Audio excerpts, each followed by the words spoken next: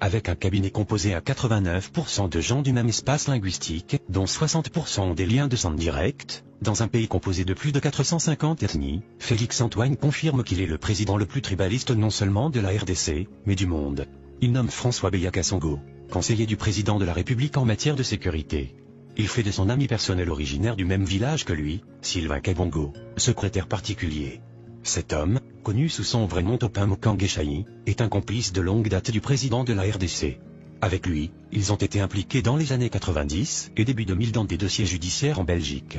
C'est ainsi que, pour fuir la justice européenne, Topin Kabongo s'était réfugié au Canada où il vivait de l'aide sociale jusqu'à la nomination de M. Félix-Antoine à la tête de la RDC. Topin Kabongo fait nommer ses deux frères, M. Jean-Claude Kabongo et M. Badibanga Kabongo, respectivement conseiller spécial en matière d'investissement et conseiller spécial en matière de lutte contre la pauvreté. M. Vidier Dzimanga est un autre louba de l'entourage bruxellois de Félix Dzilombo, connu pour la contrebande, falsification et contrefaçon, et nommé conseiller spécial en charge des questions stratégiques, avec sa cousine, Mme Bestine Kazadi nommée conseiller spécial en matière de coopération et d'intégration régionale.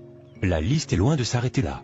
Félix Dzilombo nomme son oncle, connu sous le nom d'Abeteo Dzilomba, comme conseiller principal au Collège Culture, Arts et Questions Religieuses. Ses cousins Jean-Paul Moulamba, Paul Mundela, Gilbert Mundela Dzimanga, de triste mémoire, et Michel Moulamba, vont occuper les postes d'assistant logistique, d'assistant personnel. Revenons sur Gilbert Mundela Dzimanga, décédé mystérieusement en janvier 2020 à Nairobi, au Kenya, pendant qu'il était en mission officielle de son patron. Les manifestes de l'aéroport de Nairobi révèlent que depuis mars 2019, M. Gilbert faisait de navettes chaque week-end en jet privé en train Gili et Jomo Kenyatta avec des malles pleins de devises étrangères pour le déposer dans les comptes ouverts à Nairobi par le nouveau homme fort de la RDC, en complicité avec les autorités kenyanes, qui se réclament être parmi les parrains du pouvoir de Félix. Dans le milieu d'affaires et politique, on raconte qu'avec la mort suspecte de Gilbert, le président congolais a perdu des millions de dollars dissipés dans des comptes, dont Gilbert seul connaissait le secret et était le seul légalement à avoir accès. On raconte même que sa mort est liée à cette volonté de soustraire Félix à accéder son butin caché au Kenya.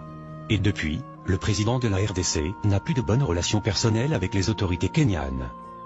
Revenons à notre chronique du tribalisme à la tête de la RDC. D'autres proches louba de l'ethnie du président congolais occupent des postes tout autant stratégiques que lucratifs. Alexandre Kayebé sera nommé conseiller spécial en matière d'infrastructure. Roger Kamba va laisser sa pratique médicale en pédiatrie au Canada pour devenir conseiller spécial en charge de couverture des maladies universelles. Monsieur Marcel Kaloubi Mankanda deviendra conseiller principal au Collège des relations avec les institutions, services et organismes publics. Le sulfureux Marcellin Bilomba est nommé conseiller principal au Collège économie et finances. Le cousin de Félix Ambroise Kazambou Mokinei est porté à la tête du déconseiller en charge de planification, agriculture, pêche et élevage. Le collège infrastructure sera confié à David Mukeba Kalangé. Madame Kalilouda prendra le collège urbanisme et environnement. Le président congolais ne s'arrête pas là. Décidément, il veut donner une santé financière à sa famille biologique aux dépens des finances de la République. Il fait de Patrick Poilu-Abeya et de Nicolas Kazadi ses ambassadeurs itinérants.